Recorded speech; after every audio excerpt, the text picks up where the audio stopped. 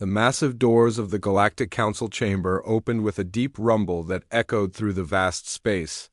Ambassador David Rivers walked through them, his footsteps barely making a sound on the polished floor. The chamber was enormous, built to hold representatives from dozens of different species, each requiring their own special environment and seating arrangements. High above, the ceiling showed a map of the galaxy with thousands of star systems blinking like tiny jewels. Rivers looked around at the assembled delegates and felt very small. The Quartz Lords sat in their section, their crystal bodies catching and reflecting light in beautiful patterns. Each one stood 12 feet tall and looked like living gemstones. Near them, the reptilian hegemony representatives lounged on heated platforms, their scales shifting colors as they watched the human approach. The Mammoth Collective took up an entire section with their massive forms, their trunks swaying gently as they communicated through subsonic rumbles. In the center of the chamber sat Speaker Thane, a being with 4 arms and skin that looked like polished metal. His species, the coordinators, had been running the Galactic Council for over 1,000 years. They were considered fair and wise by most, but Rivers could see the amusement in Thane's golden eyes as the human approached the speaking platform. The representative from Earth requests permission to address the Council, Thane announced, his voice carrying easily through the chamber's advanced sound system. A few delegates made sounds that Rivers had learned were the galactic equivalent of snickering. Rivers stepped onto the central platform, which rose slowly until he was visible to all the assembled beings. He adjusted his simple black suit and looked around the chamber. Humanity had only been members of the Galactic Council for 3 years, barely any time at all by galactic standards. Most of the species here had been spacefaring for thousands of years, some for tens of thousands. To them, humans were newcomers, children playing at being adults.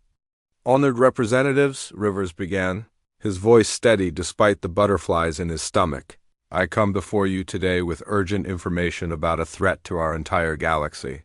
The chamber erupted in what could only be described as laughter, though it came in many different forms. The insectoid hive queen's mandibles clicked rapidly, which was how her species showed amusement. The floating brain entities of the Psi Collective pulsed with colors that Rivers had learned meant they found something funny. Even the normally serious gas dwellers released small clouds of vapor that smelled like cinnamon, their way of expressing humor. "A threat?" asked Ambassador Corvex from the Stellar Empire, his voice dripping with condescension. "Young human, your species has been traveling between stars for what, 200 of your short years? We have been exploring the galaxy for 50,000 years. What possible threat could you have discovered that we have not already encountered and dealt with?" Rivers felt heat rise in his cheeks but kept his expression calm. His father had taught him that showing anger was often seen as weakness in diplomatic situations. "With respect, Ambassador Corvex, our deep space monitoring stations have detected unusual activity in the void between galaxies." "Activity that suggests what?" interrupted the Hive Queen, her voice buzzing with amusement. "That there are monsters in the dark? That some ancient evil is stirring? How wonderfully primitive? Your species still believes in fairy tales." More laughter filled the chamber. Rivers noticed that not all the delegates were laughing. A few of the smaller species, ones that rarely spoke in council sessions, were watching him with what appeared to be interest rather than amusement. The peaceful wanderers in particular seemed to be paying close attention. "The void between galaxies is empty," declared Lord Prism, the lead representative of the Quartz Lords. His voice sounded like wind chimes in a gentle breeze. "We have sent probes to the edges of our galaxy many times. There is nothing there but darkness and cold." Rivers nodded respectfully. "That is true, Lord Prism. The void appears empty to most scanning methods. However, our gravity wave detectors have picked up anomalies that suggest..." "Gravity wave detectors?" The floating brain representing the Psi Collective pulsed with. What Rivers had learned was skeptical amusement. "Your species has developed gravity wave detection? How quaint. We mastered that technology before your son was born." Then you know how sensitive such instruments can be, Rivers replied, keeping his voice level. And you know that gravity waves cannot be faked or hidden. What we have detected is real, and it is coming this way. Speaker Thane held up one of his four hands for silence. The chamber gradually quieted, though Rivers could still hear the occasional chuckle or whisper. Young human, Thane said, his voice carrying the patience of someone speaking to a child. I appreciate your enthusiasm and your concern for galactic security. However, this council has been protecting the galaxy for millennia. We have faced many threats, from rogue AI to cosmic storms to interdimensional invaders. We have procedures in place for dealing with any conceivable danger. But have you ever faced the Void Hunters? Rivers asked quietly. The laughter that erupted this time was even louder than before. Several delegates actually stood up, their various forms of mirth echoing throughout the chamber. The Mammoth Collective trumpeted so loudly that the sound hurt Rivers' ears. Even some of the normally stoic species like the Stone Walkers seemed to be showing amusement. The Void Hunters, gasped Ambassador Corvex between fits of laughter, are a myth, a story told to frighten young civilizations. They are no more real than the Galactic Devourers or the Star Killers or any of the other monsters that appear in primitive folklore. Every species has stories about creatures that come from the darkness between stars, added the Hive Queen, her mandibles still clicking with amusement. It is a common fear response among young civilizations. The fear of the unknown, of what might be lurking in the dark. Your species will outgrow such superstitions in time. Rivers felt a flash of anger but pushed it down. He had expected this reaction. Humanity's intelligence services had warned him that the established powers would not take a human seriously, especially one as young as he was at 28. He was barely an adult by galactic standards, where most ambassadors had lived for centuries. I understand your skepticism, Rivers said, his voice carrying clearly through the chamber. But I ask you to consider the possibility that your long experience might have made you overconfident. Sometimes it takes fresh eyes to see what others have missed. Fresh eyes? Lord Prism's crystalline form flared with brighter light, a sign of irritation. Human, we have been watching the stars since before your species learned to make fire. We have sensors that can detect a single photon from across the galaxy. We have explored every corner of known space and mapped every anomaly. If there were something as massive and dangerous as these mythical Void Hunters, we would have found them long ago. Speaker Thane nodded in agreement. The human makes a valid point about fresh perspectives, but we cannot allow panic to spread based on unsubstantiated fears. However, he held up a hand as Rivers started to speak. In the interest of fairness and to demonstrate the Council's commitment to hearing all voices, we will allow you to present your evidence. You have 5 minutes to show us what you believe you have discovered. The chamber fell silent except for the hum of various life support systems. Rivers could feel the weight of dozens of alien gazes upon him. Most of them were still amused, waiting to see what foolish mistake the young human would make. A few seemed genuinely curious about what he might present.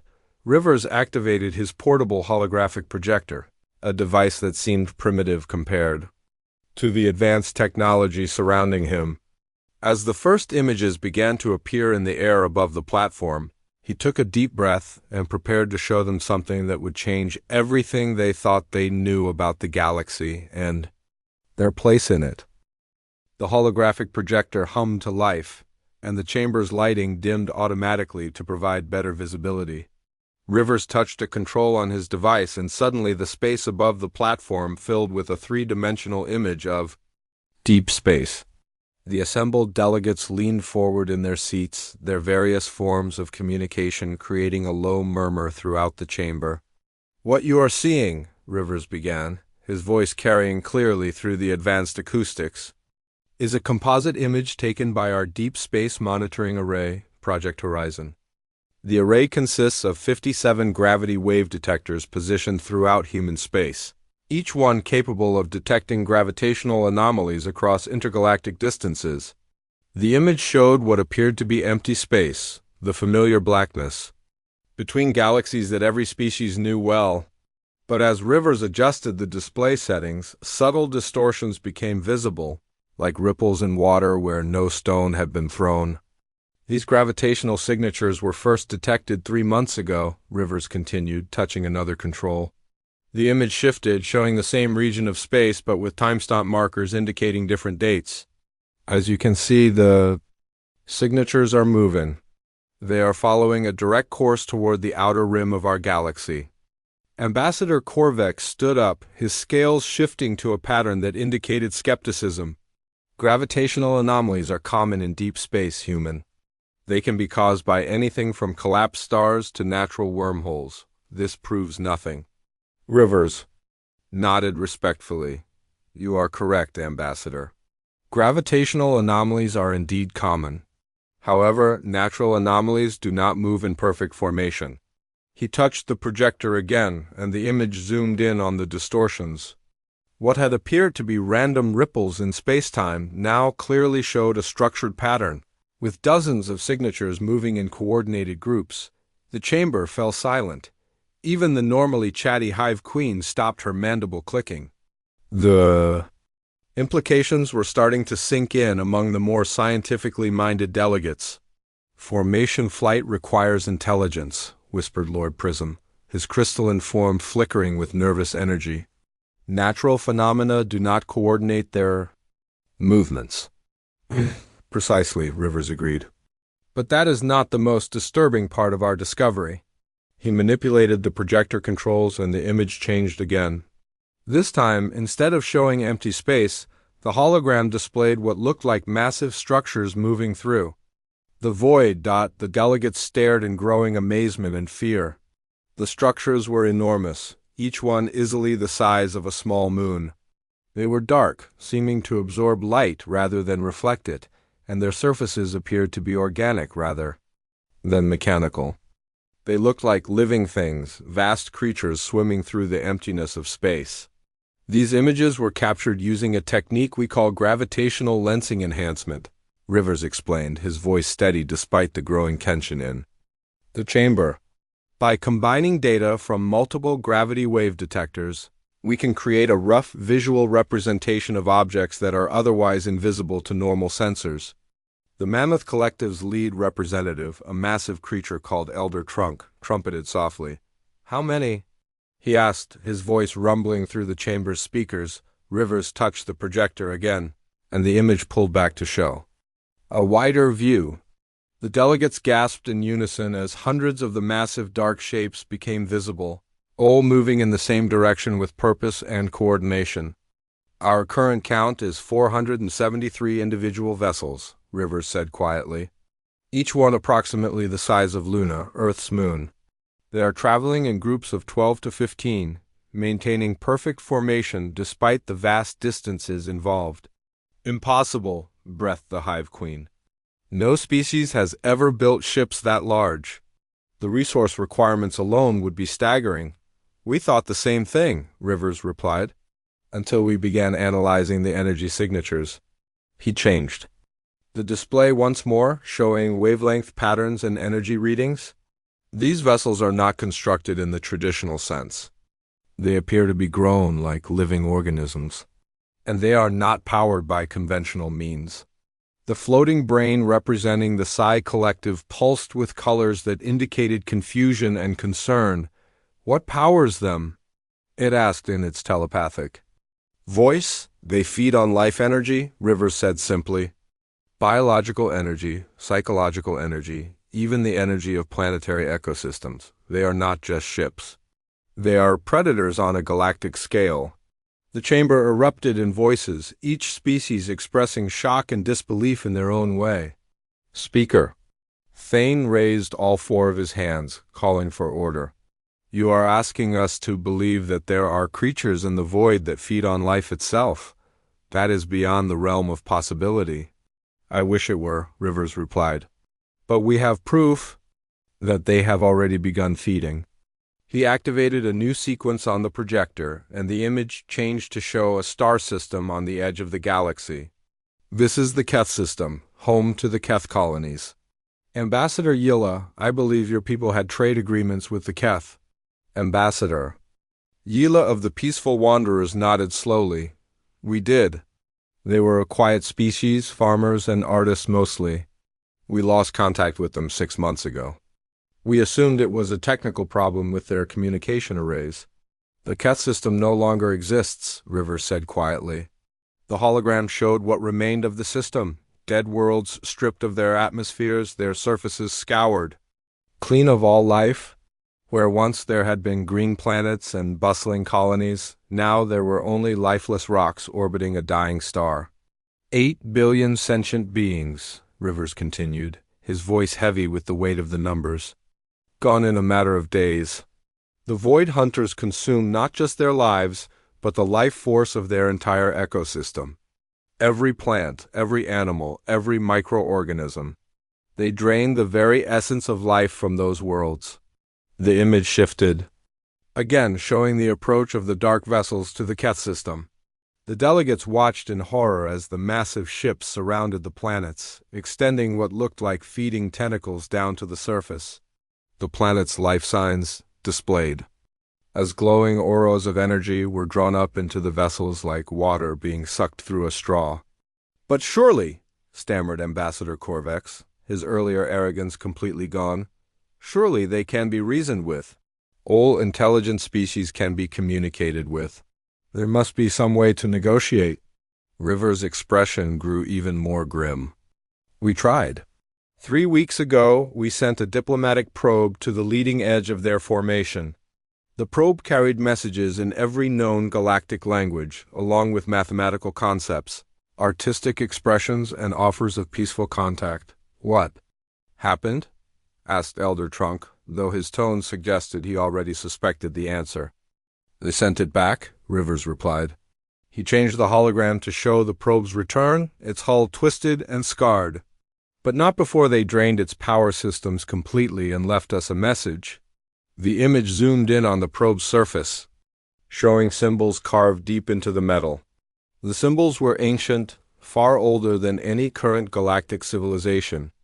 Several delegates recoiled when they saw them, and Lord Prism's crystalline form actually dimmed with fear. The old script, whispered the Hive Queen. The language of the precursors. Can you read it? Rivers asked. Lord Prism's form flickered. With hesitation. Some of it. The Quartz Lords have preserved fragments of precursor knowledge. The symbols roughly translate to, We are the echo of your sins. We are the harvest of your excess. We return to reclaim what was stolen. The chamber fell into complete silence. The implications were staggering. The precursors had been the first great galactic civilization. The ones who had seeded many worlds with life and left behind technologies that current species still could not fully understand. They had vanished millions of years ago, leaving behind only ruins and mysteries. You are suggesting, Speaker Thane said slowly, that the precursors did not simply vanish, that they became something else. I am suggesting, Rivers replied, that transcended physical existence and became predators that feed on the very life force they once helped to create. And now they are returning to harvest what they see as their rightful property. Ambassador Yila spoke in a voice barely above a whisper. How long do we have? Rivers looked around the chamber at the faces of beings who had mocked him just minutes before. Now they hung on his every word, waiting for an answer that would determine the fate of their civilizations. At their current rate of approach, he said, they will reach the major trade routes in 18 months. The core worlds, including most of your home systems, will be within their reach in 3 years. The silence that followed was deafening. Every delegate was processing the same terrifying realization. The galaxy they had known and protected for millennia was about to face a threat unlike anything they had ever encountered. And their salvation might depend on the very species they had been laughing at just moments before. The weight of Rivers' words settled over the chamber like a heavy blanket. 3 years. In 3 years, the Void Hunters would reach the core worlds where billions of beings lived, worked, and dreamed of futures that might never come. The delegates sat in stunned silence, each processing the information in their own way. Speaker Thane was the first to find his voice. Surely, he said, though his words lacked conviction, Surely there must be some way to communicate with them. Some way to reach an understanding. In all our years of galactic diplomacy, we have never encountered a species that could not be reasoned with. Rivers looked at the four-armed being with something approaching pity. With respect, Speaker Thane, you have never encountered a species like this. The Void Hunters are not interested in territory or resources in the traditional sense. They do not want to conquer or rule, they want to feed. But they were once the precursors, protested Lord Prism, his crystalline form pulsing with agitated light. They were the most advanced civilization the galaxy has ever known. They created wonders that we still cannot replicate. They seeded worlds with life, built the great monuments that still dot the galaxy. They were creators, not destroyers. Were they? Rivers asked quietly. Or have we simply been telling ourselves that story for so long that we forgot to question it? He touched his projector again, and the hologram changed to show ancient star charts and archaeological data. Ours and archaeologists have been studying precursor sites for the past 50 years. What they found contradicts much of what the galaxy believes about the precursors. The image showed ruined worlds, planets that had once been lush and green, but were now barren wastelands. These are precursor colonies, planets that were inhabited during the height of their civilization. Notice anything unusual about them? Ambassador Yola leaned forward, her large eyes studying the images carefully. They are all dead, every single one. Exactly, Rivers confirmed. The precursors did not simply vanish. They consumed their own worlds, drained them of life just as the Void Hunters are doing now. The difference is that back then they had physical bodies and required physical resources. Now they exist as pure energy, feeding directly on the life force of entire ecosystems. The Hive Queen's mandibles clicked nervously. But if they consume their own worlds, how did they survive? How did they evolve into these Void Hunters? Rivers manipulated the projector controls, bringing up new data. We believe they developed a form of consciousness transfer, a way to exist without physical bodies. They became beings of pure energy, but energy that requires constant feeding to maintain itself.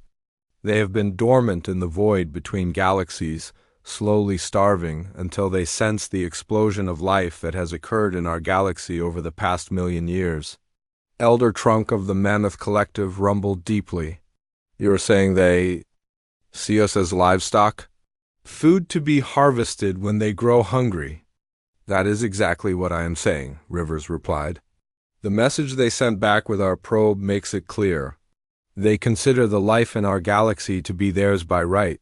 They seeded many worlds with life, and now they have returned to harvest what they see as their crop.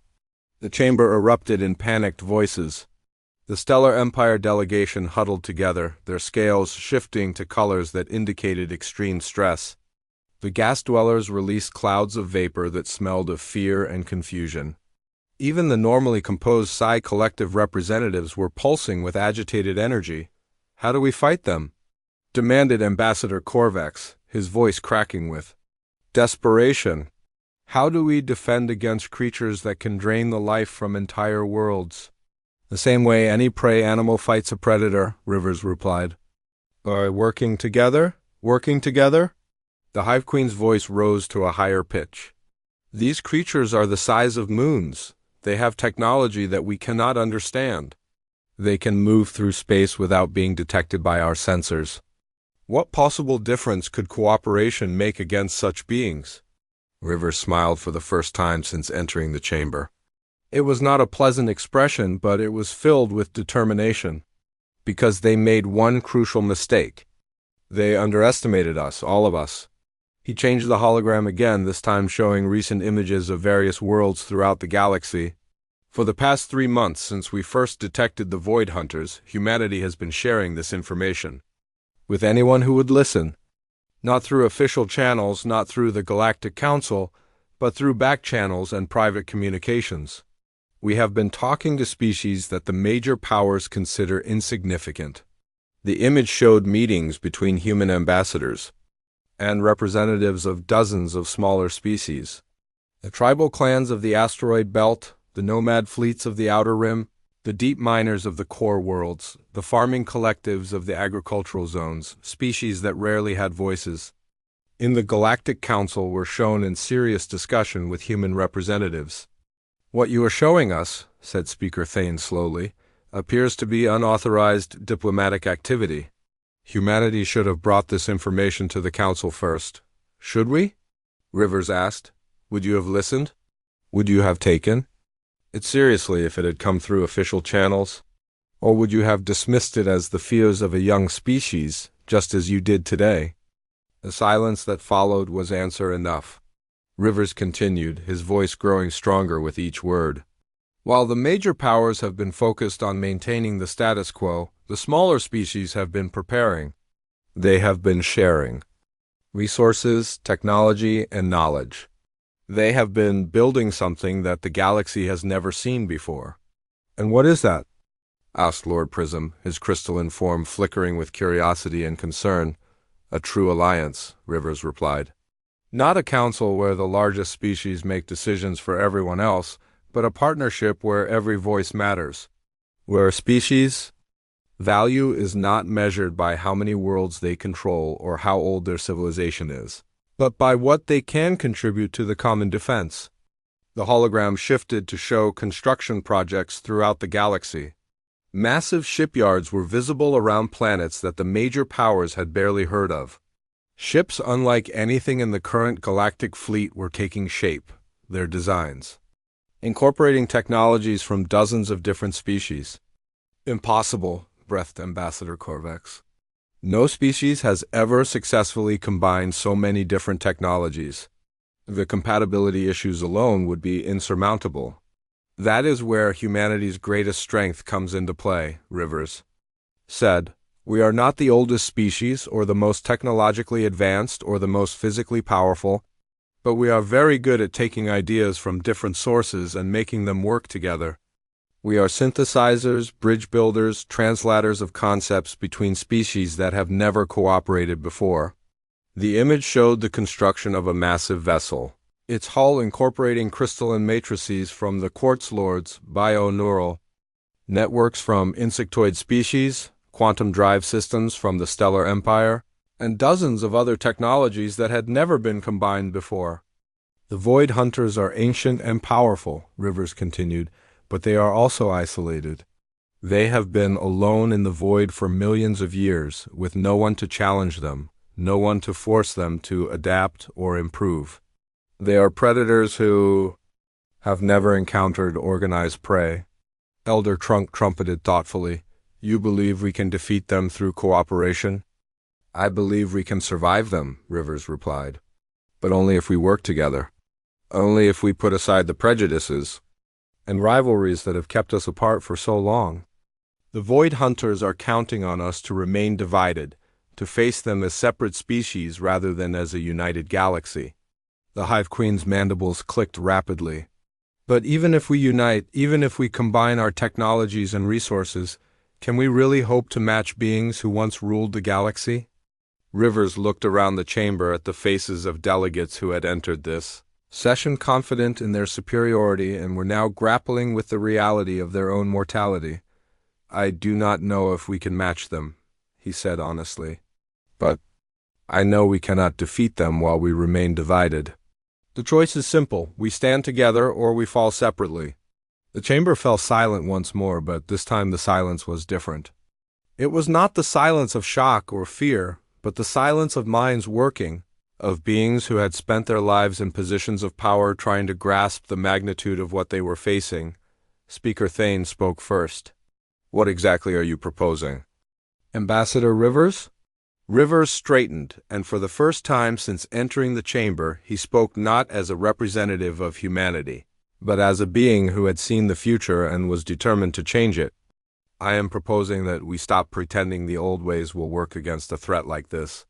I am proposing that we acknowledge that survival matters more than pride, that cooperation matters more than competition, and that the continued existence of intelligent life in this galaxy matters more than any of our individual ambitions." Rivers stepped forward on the platform, his movements deliberate and confident. The young human who had entered the chamber to mockery and laughter was gone, replaced by someone who carried the weight of galactic survival on his shoulders. "What I'm about to show you," he said, his voice carrying clearly through the chamber, "has been in development for the past 18 months. From the moment we first detected the gravitational anomalies, humanity began preparing for this day." He touched the projector controls and the hologram changed to show the far side of Earth's moon. The delegates leaned forward in amazement as massive construction facilities came into view. The scale was staggering, with shipyards stretching for hundreds of kilometers across the lunar surface. But what truly caught their attention were the ships themselves. "We call them Unity vessels," Rivers explained. "Each one represents a collaboration between humanity and our allies. They are not just human ships with alien components, but truly integrated designs that combine the best technologies from dozens of species." The ships were unlike anything the galaxy had ever seen. Their hulls seemed to flow like living creatures, incorporating the organic design principles of the hive species while maintaining the crystalline energy, matrices favored by the Quartz Lords. Drive systems that appeared to be quantum-based were seamlessly integrated with bio-neural networks that pulsed with gentle light. Ambassador Korvac stood up, his scales shifting to patterns of disbelief. "That is impossible. No species has ever successfully integrated Quartz Lord crystal matrices with bio-neural networks. The energy resonances are completely incompatible." "They were incompatible," Rivers agreed, "until we found a way to make them work together." The key was not trying to force different technologies to conform to a single standard, but rather creating harmony between different approaches. He manipulated the projector to show a cross-section of one of the Unity vessels. The internal structure was a marvel of engineering, with different sections designed according to the principles of various species, all connected by what appeared to be a living network of energy conduits. The crystal matrices store and focus energy according to Quartz Lord principles, Rivers explained.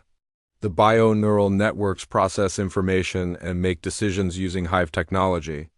The quantum drives provide propulsion based on stellar empire designs.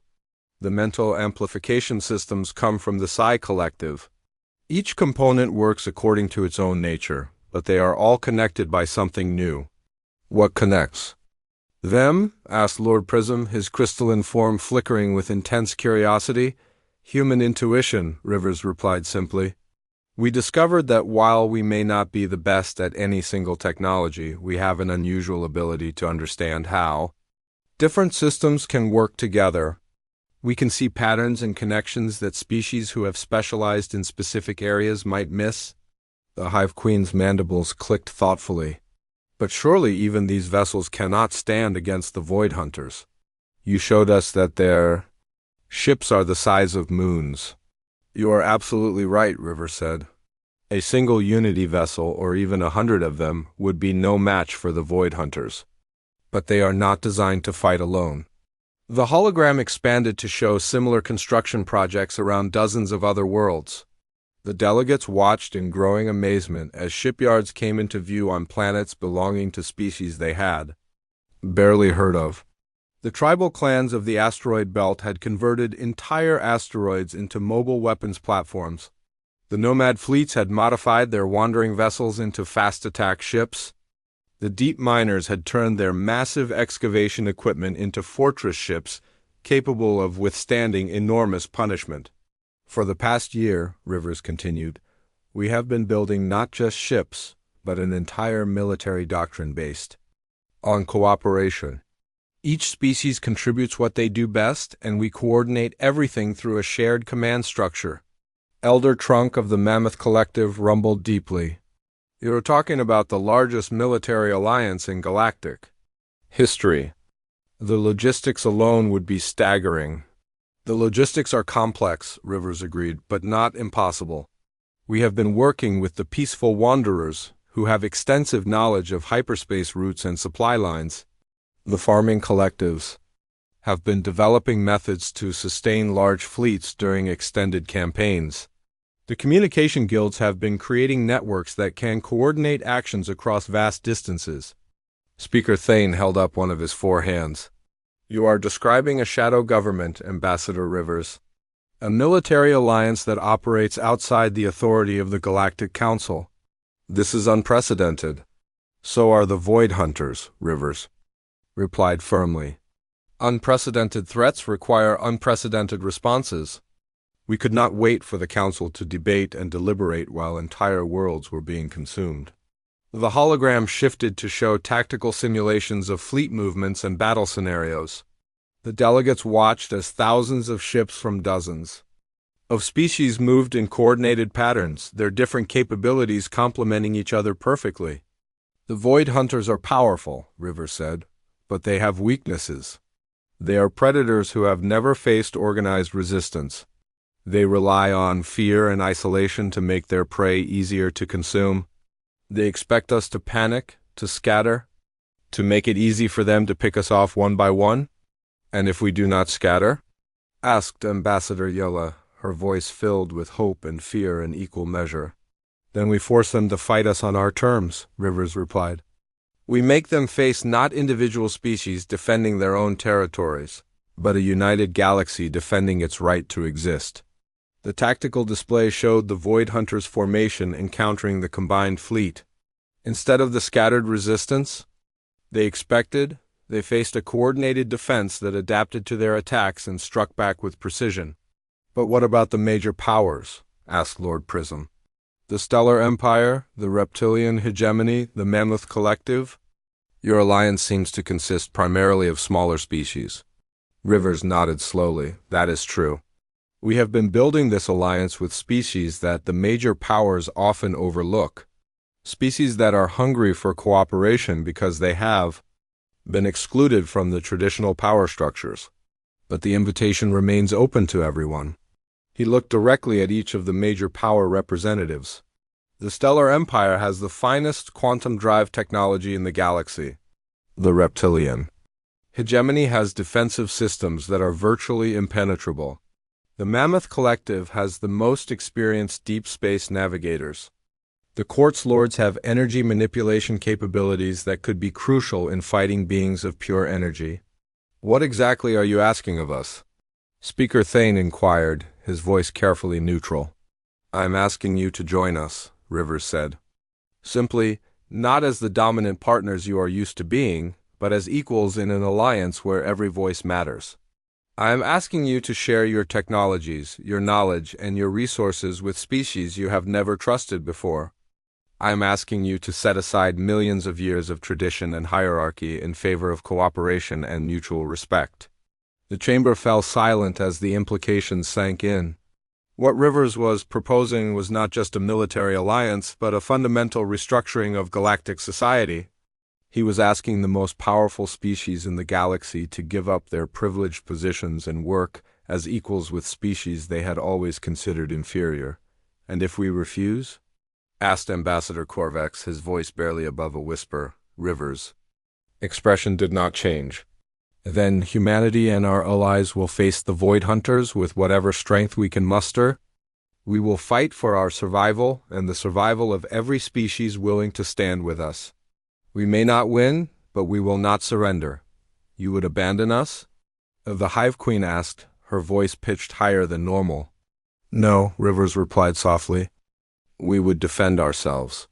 The choice of whether to stand together or fall separately is not ours to make for you. It is yours to make for yourselves. The silence that followed was heavy with the weight of decision. Every delegate in the chamber was faced with the same choice: maintain the status quo and face extinction, or embrace change and fight for survival. Lord Prism was the first to speak. What guarantees do we have that this alliance would be truly equal? How do we know that humanity would not simply replace the current power structure with one that favors you? Rivers smiled, and for the first time it was a genuine expression of warmth rather than determination.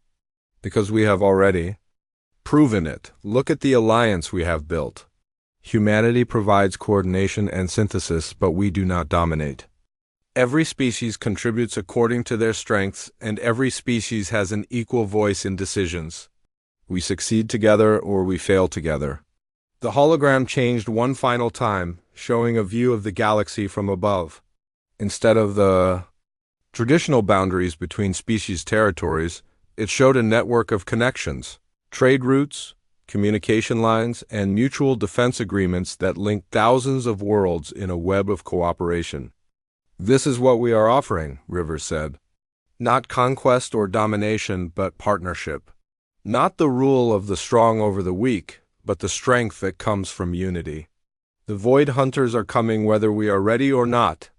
The only question is whether we will face them as enemies fighting each other for scraps, or as allies fighting together for our future? Rivers stood in the center of the chamber, surrounded by the representatives of 47 different species, each one grappling with the most important decision their civilization had ever faced. The silence stretched on, heavy with the weight of millions of years of tradition, pride, and the instinctive fear of change that affected all intelligent beings. Finally, Speaker Thane spoke, his forearms gesturing with uncertainty. What you are asking us to do goes against everything we know about galactic politics.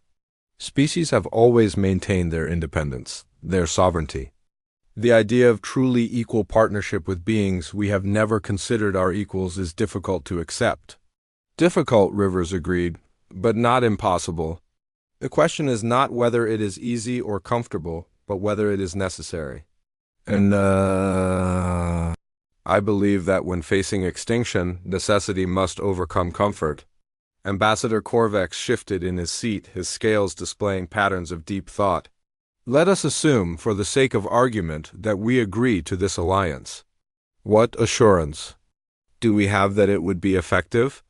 The Void Hunters have consumed entire star systems. They have technology that we do not understand. They have had millions of years to perfect their methods. You are right about all of that, Rivers replied. But they have also been isolated for millions of years. They have had no challenges, no opposition to force them to adapt or improve. They have become like any apex predator that has no natural enemies, powerful but also predictable. He gestured to the holographic display, which still showed the tactical simulations of the proposed combined fleet. The Void Hunters expect fear, they expect panic, they expect us to scatter and run, making it easy for them to pick us off one by one. They do not expect coordination. They do not expect sacrifice for the common good. They do not expect love. Love? The Hive Queen's mandibles clicked in confusion. What does love have to do with military strategy? Rivers smiled, and this time there was genuine warmth in his expression. Everything. Love is what makes a being willing to die for others. Love is what makes strangers into allies. Love is what turns a collection of individuals into something greater than the sum of their parts. He looked around the chamber, making eye contact with as many delegates as possible. The Void Hunters understand hunger. They understand the drive. To consume, to take, to survive at any cost. But they have forgotten what it means to give, to sacrifice, to fight, not just for yourself, but for others. That is our advantage. That is what they cannot anticipate or counter. Elder Trunk of the Mammoth Collective rumbled thoughtfully. You speak of love as a weapon, but love also makes us vulnerable. It gives us something to lose. Yes, Rivers agreed. But it also gives us something to fight for. The Void Hunters. Fight only for themselves, for their own survival and hunger. We fight for our children, our cultures, our dreams of the future. We fight for species we have never met and worlds we will never see, because we understand that their survival is connected to our own. The chamber began to stir as delegates whispered among themselves in their various languages and communication methods. The magnitude of what Rivers was proposing was sinking in. Not just the military alliance, but the fundamental shift in how galactic civilization would operate. Lord Prism's crystalline form flickered with decision. The Quartz Lords have spent 10,000 years perfecting our crystal matrices in isolation. We have shared our technology with no one, considering it too precious and too dangerous to trust to others. His form blazed with sudden light. But what good is the most perfect technology if there is no one left to use it? The Quartz Lords will join your alliance, human. Our crystal matrices are yours to command. A murmur of shock ran through the chamber. The Quartz Lords were known for their secretive nature and their refusal to share technology with other species. For them to offer their most advanced systems to a human-led alliance was unprecedented. Ambassador Yela of the Peaceful Wanderers stood up, her large eyes bright with determination. My people have wandered the galaxy for thousands of years, seeking knowledge and beauty wherever we could find it. We have seen the birth of civilizations and the death of worlds. We know that nothing lasts forever, but we also know that some things are worth preserving. The peaceful wanderers stand with humanity and all who would defend life against the darkness. One by one, voices began to rise throughout the chamber. The deep miners pledged their fortress ships and their knowledge of asteroid belt warfare. The communication guilds offered their networks and their expertise in coordinating across vast distances. The farming collectives promised to keep the alliance fed during what would surely be a long campaign, but not all voices were supportive. Ambassador Corvex remained seated, his scales showing patterns of resistance. The Stellar Empire has ruled its space for 50,000 years. We have never bowed to another species, and we will not start now. If these void hunters come, we will meet them with our own strength, as we have met every challenge before. And if your strength is not enough, Rivers asked quietly, then we will die as we have lived, as masters of our own fate, Corvex replied proudly. Rivers nodded respectfully. That is your choice to make. But remember that the Void Hunters do not distinguish between the proud and the humble. They will consume your worlds just as readily as they consume any others. The reptilian hegemony's delegation huddled together, their scales shifting through patterns of debate and discussion. Finally, their lead representative spoke. We will consider your proposal, but we make no commitments. The hegemony does not act in haste. Time is not our ally, Rivers warned. Every day we delay is another day the Void Hunters move closer to the galaxy. Every day we spend in debate is another day we could be using to prepare our defenses. Speaker Thane raised his hands for silence. This discussion has given us much to consider. The Council will need time to deliberate on these proposals. We will reconvene in one standard week to vote on whether to officially endorse this alliance. With respect, Speaker Thane, Rivers said, the alliance does not require your endorsement to exist. It already exists. What we are offering is the opportunity to join it. Whether you choose to participate or not, we will continue our preparations. The only question is whether you will face the Void Hunters as part of a united galaxy, or as isolated powers clinging to traditions that may not survive the next 3 years. The bluntness of Rivers' statement sent another shock through the chamber. He was making it clear that humanity and its allies would proceed with or without the major powers, something that had never happened in galactic history, the Hive Queens. Mandibles clicked rapidly as she processed the implications. You are essentially giving us an ultimatum. Join your alliance or face the consequences alone. I am giving you a choice, Rivers corrected. The same choice every species in the galaxy must make. Do you want to survive as part of something greater, or do you want to maintain your independence right up until the moment you are consumed? The silence that followed was different from the earlier silences. This was not the silence of shock or fear, but the silence of minds made up, of decisions crystallizing. The delegates were no longer debating whether the threat was real, but whether they were willing to change everything they thought they knew about galactic civilization to meet it. Rivers looked around the chamber one final time, taking in the faces of beings who had entered this session confident in their superiority and were now grappling with their own mortality. The message I came here to deliver is simple, he said, his voice carrying to every corner of the vast space. The old ways are ending. The age of isolated powers and species hierarchies is over. The Void Hunters are coming, and they will force us to choose between unity and extinction.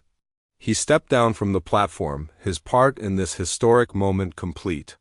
Humanity has made its choice. We choose to stand with all who would defend life against the darkness. We choose to trust in the strength that comes from cooperation rather than the weakness that comes from isolation. We choose hope over fear, unity over division, and love over hunger. As Rivers walked toward the chamber doors, Lord Prism called out, "Human, what if we choose differently? What if we choose to stand alone?"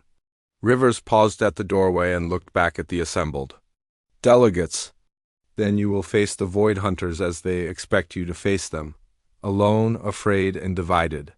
And you will lose not because you lack courage or strength, but because you lack the one thing that could save you, each other." The doors closed behind him with a deep rumble, leaving the representatives of 47 species to grapple with the most important decision in galactic history. The human had delivered his message, and now the galaxy would have to decide whether to listen. Outside the chamber, Rivers allowed himself a moment of exhaustion. He had done everything he could. The evidence had been presented, the alliance had been offered, and the choice had been made clear.